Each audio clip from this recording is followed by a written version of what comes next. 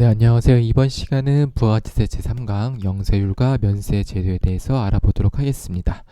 가장 자주 나오는 주제 중에 하나이기 때문에 요거는 내용 어렵지 않으니까 많이 공부하셔서 관련 문제들은 맞춰주시면 감사하겠습니다. 그래서 영세율에 대해서 알아보고요. 그 다음에 면세 제도에 대해서 알아본 다음에 마지막으로 영세율과 면세 제도를 비교하는 표를 가지고 종합적으로 정리를 해보겠습니다. 자, 첫 번째로 영세율인데요. 제가 빨간색 쳐놓은 것들은 반드시 알아두셔야 되는 거고요. 검은색 글씨들은 그렇게 알아두시지 않으셔도 상관없습니다. 그래서 빨간색 또는 파란색들은 반드시 알아두셔야 됩니다. 그래서 영세율의 특징은 소비지구 과세 원칙과 완전 면세 제도라고 있는데요. 소비지구 과세 원칙은 전 강의에서도 말씀을 드렸지만 이렇게 한국이 있고 그다음에 이렇게 중국이 있으면, 자, 한국에서 중국으로 수출하면은 소비를 어디서 하죠? 중국에서 한다 그랬었죠? 그러면 소비 어디에서 해요? 중국에서 하죠. 그래서 부가세 어디서 내요? 중국에서 내요. 이게 무슨 제도라고요? 소비지구 과세 원칙이에요. 그래서 소비지구 과세 원칙은 실제로 재화가 또는 용역이 소비되는 데서 과세한다. 그렇기 때문에 수출하는 재화에 대해서는 중국에서 소비하기 때문에 매출세액을 내지 않는다. 이런 뜻입니다. 그리고 영세율의 특징이 하나 더 있는데요. 뭐가 있냐면은 완전 면세 제도예요. 무슨 얘기냐면 영세율은 세율이 얼마예요? 세율이 0%인 걸 영세율이라고 하고요. 우리가 뒤에서 볼 면세는 세금이 아예 없는 거. 그러니까 세액으로 봤을 때는 똑같지만 얘는 세율이 0%인 거고 얘는 세금이 없는 거예요. 근데 면세 같은 경우는 내가 면세 제품을 납품할 때 보면 내가 여기서 매출을 한다고 하면 이 매출할 때 이 세금이 없는 거지만 이 면세를 하기 위해서 매입하는 것들이 있죠? 이 매입하는 것들 중에서 과세 대상이 있는 것들은 얘는 부가세를 납부하게끔 돼 있어요. 물론 면세를 해서 납부하지는 않지만, 그래서 이 부가세가 과세가 되기 때문에 얘 입장에서 봤을 때는 뭐예요? 이 부가세를 부담하잖아요. 그러니까 불완전 면세 제도라고 하고, 영세율 같은 경우는 이런 게 있어요. 예를 들어서 내가 여기서 휴대폰을 만들어서 중국으로 파는데 이 휴대폰에 재료가 이렇게 세 개가 있는데 얘는 뭐 전주에서 갖고 오고, 얘는 여기가 어디죠? 창원에서 갖고 오고, 얘는 뭐 부산에서 갖고 온다. 이렇게 돼 있다고 했을 때 이렇게 내가 매출이 아니고 수출 목적으로 이렇게 수출 목적으로 부품들을 사서 여기서 조립해서 납품하는 거죠. 그럼 얘네들을 어떻게 해주냐면 얘네들도 전부 다 무슨 거래냐면은 영세율 거래라 그래요. 그래서 수출하는 재화의 국내 거래 있죠. 이 국내 거래. 그러니까 제가 파란색을 해볼게요. 얘네들 여기서 일로 부품 납품하는 것들, 여기서 일로 부품 납품하는 것들은 뭐라고 하냐면은 국내 거래라고 하면서 얘네들을 내국 신용장 또는 구매 확인서 이런 것들을 발행해 주거든요. 그래서 내국 신용장이나 구매 확인서가 있을 때는 얘네들이 매출할 때도 영세율 세금 계산서를 끊어요. 이렇게 국내 거래일 때. 그리고 국외 거래일 때는 직수출이죠. 그래서 얘는 뭐 세금 계산서가 아예 없긴 하지만 여하튼 얘도 영세율 대상인 거예요. 대행 위탁 수출, 중개 무역도 여러 가지 것들이 있는데 대표적으로 이런 것들이 있습니다. 그래서 영세율은 이런 것들이에요. 국내 거래로 한정 짓게 되면은 내가 어떤 사람이 수출하기 위해서 여기서 만제품을 만드는데 내가 그 부품들을 공급을 해도 영세율 적용이 돼서 세금을 납부하지 않는다. 왜냐하면은 소비지구 과세 원칙. 결국은 이 부품도 어디서 소비돼요? 이 부품도 중국에서 소비되는 거죠. 완제품이 일로 넘어가니까. 그렇죠? 그래서 이렇게 이 그림을 가지고 개념을 이해하면 이 밑에 있는 내용들은 그렇게 어렵지 않으실 거예요. 그래서 제가 설명을 쭉 해볼게요. 그래서 소비지구 과세 원칙이고 완전 면세 제도다. 그리고 적용 대상자는 과세 사업자만 되는데 관리가사자도 포함이 된다. 관리가사자는 나중에 배울 거예요. 그래서 뭐 어떠한 조건을 만족할 때만 뭐 할 수 있는데, 그래서 면세 사업자는 적용 대상이 아니다. 면세와 영세율은 전혀 다른 것이다. 영세율은 세율이 0%인 거, 면세는 세율이 없는 것. 그래서 원칙은 거주자 또는 내국 법인에 대해서 적용하지만 예외가 있어요.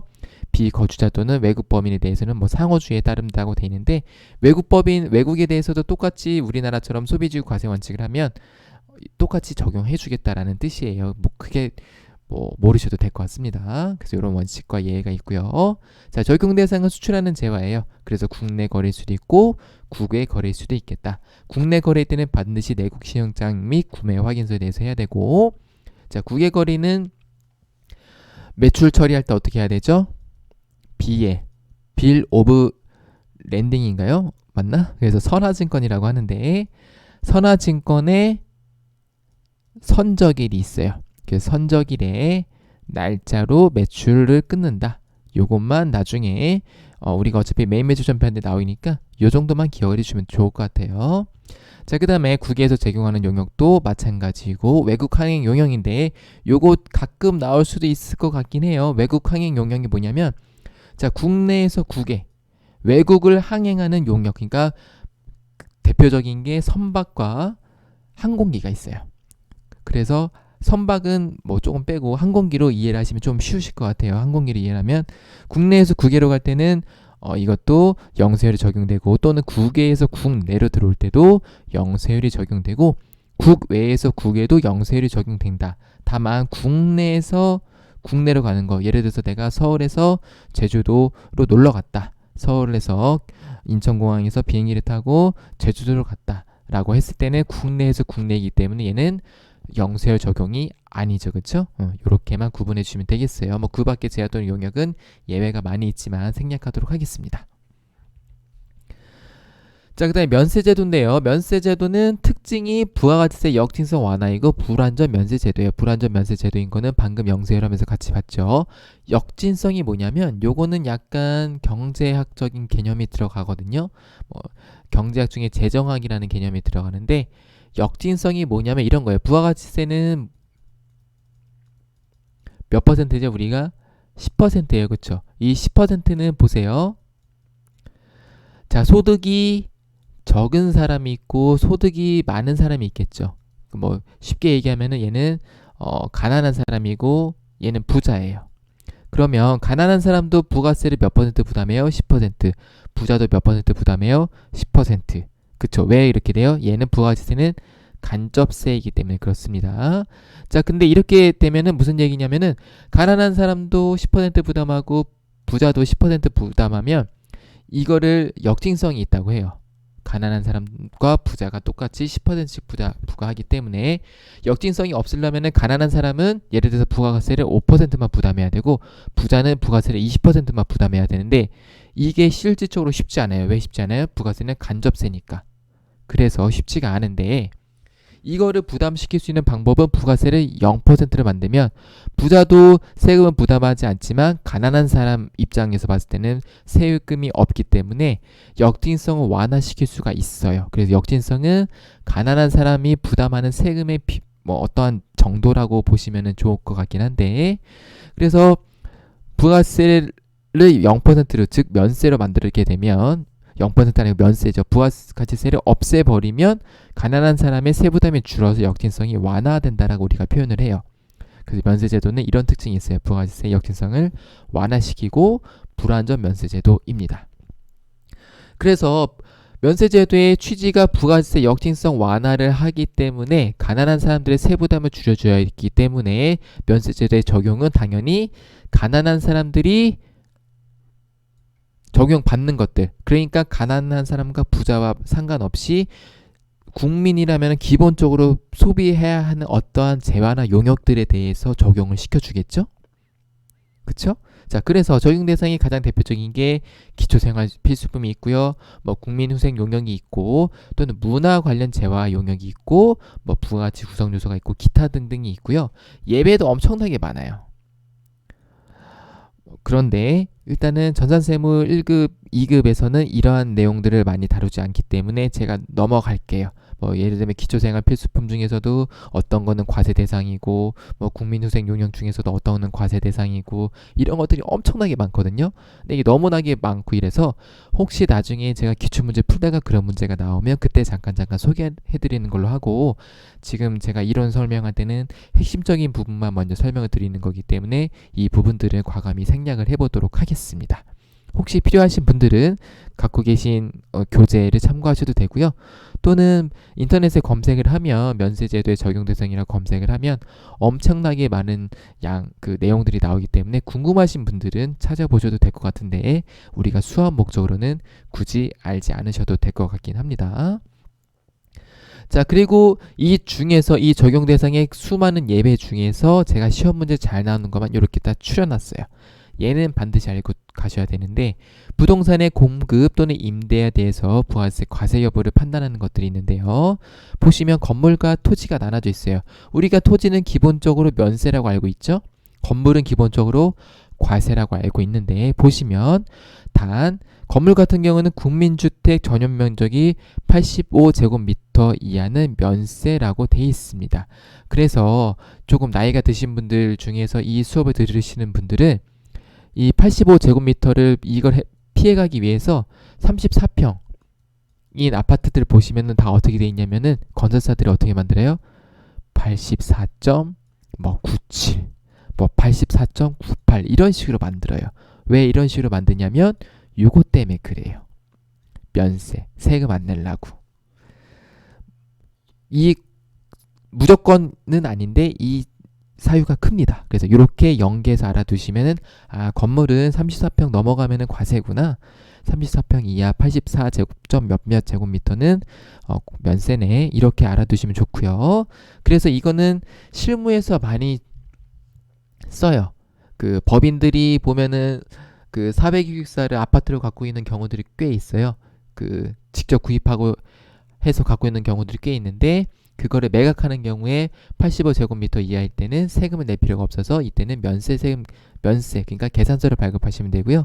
이거 넘어가면은 세금계산서 발급하시면 돼요. 요것만 유의해 주시면 되겠고, 자, 그 다음에 임대 같은 경우는 무조건 과세다. 그런데 주택의 임대 용역은 면세이고 주택 부주 토지의 임대는 면세이다. 요거는 그냥 알아두시면 돼요. 주택과 관련된 임대는 면세구나. 그렇게 알아두셔도 문제 풀이할 때는 어려움이 없으실 것 같긴 합니다. 요거 깊게 들어가면 복잡해요. 단층, 복수층도 있고, 도시지역과, 수도권이었나? 수도권 지역과 수도권 외의 지역이었나요? 기억이 안 나네. 도시지역이었던 건데, 도시지역이랑 도시지역 외일 때는 또 따지는 법도 여러 가지 있는데, 전산세무에서는 이 정도까지는 안 하셔도 될 것 같고, 요 정도만 알아두시면 될 것 같아요. 요거 과세인 거 알아두시면 되겠고, 임대가 들어갔을 때는 그냥 과세다 이렇게 알아두셔도 문제 풀이할 때는 어려움이 없으실 것 같긴 합니다. 그래서 요거만 정리를 해주시면 되겠습니다. 자, 그 다음에 면세 포기라고 있는데요. 자, 면세를 포기할 수 있어요. 왜 면세를 포기하느냐? 제가 아까 말씀드렸지만은 면세 사업자가 매출할 때는 계산서죠. 그래서 세금이 없는데 매입을 할 때는 세금계산서가 발행될 수가 있어요. 근데 면세사업자는 어떻게 되냐면 이 매입한 매입세액에 대해서 부가세 매입세액 공제를 못 받아요. 왜냐면 얘는 부가가치세법상 사업자가 아니어서 그렇죠. 그래서 포기를 할 수가 있어요. 할 수가 있다.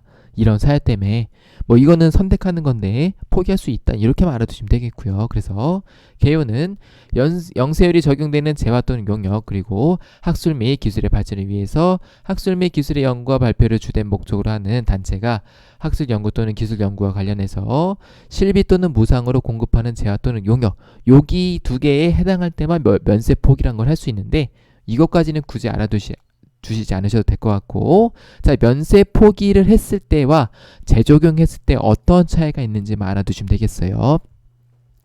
자, 그래서 명세율과 면세가 동시에 해당하는 경우에는 면세를 적용을 하고요.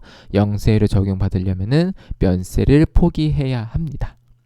자, 그리고 면세 포기 시고서를 관할 세무서장이 제출하고 지체 없이 부가가치세법상 규정에 의해서 사업자 등록을 다시 해야 돼요. 이 사업자 등록하라는 얘기는 사업자 등록하게 되면은 일반 과세자 또는 간이 과세자로 다시 사업자 등록이 되겠죠. 근데 일반 과세자가 되겠죠. 그래서 등록을 해주셔야 되고요. 지체 없이 해야 돼요. 하자마자 하라는 얘기예요. 동시에. 그 다음에 3년간은 부가가치세 면제를 받지 못해요. 그래서 다시 면세를 적용받고자 하는 경우에는 3년이 지난 후에 다시 신고를 하셔야 됩니다. 그래서 요거만 알아두시면 돼요. 면세 포기했을 때는 지체 없이 사업자 등록을 해야 되고 그 다음에 3년간은 부가세 면제를 받지 못해서 3년 후에 다시 신고를 해서 면세 적용을 받을 수 있다 정도까지만 정리를 하시면 되겠습니다. 자, 그래서 마지막으로 영세율과 면세를 간단하게 비교를 해보면요. 영세율은 소비지구 과세 원칙이고 면세는 부가세 역진성 완화를 하기 위해서 만들어졌다.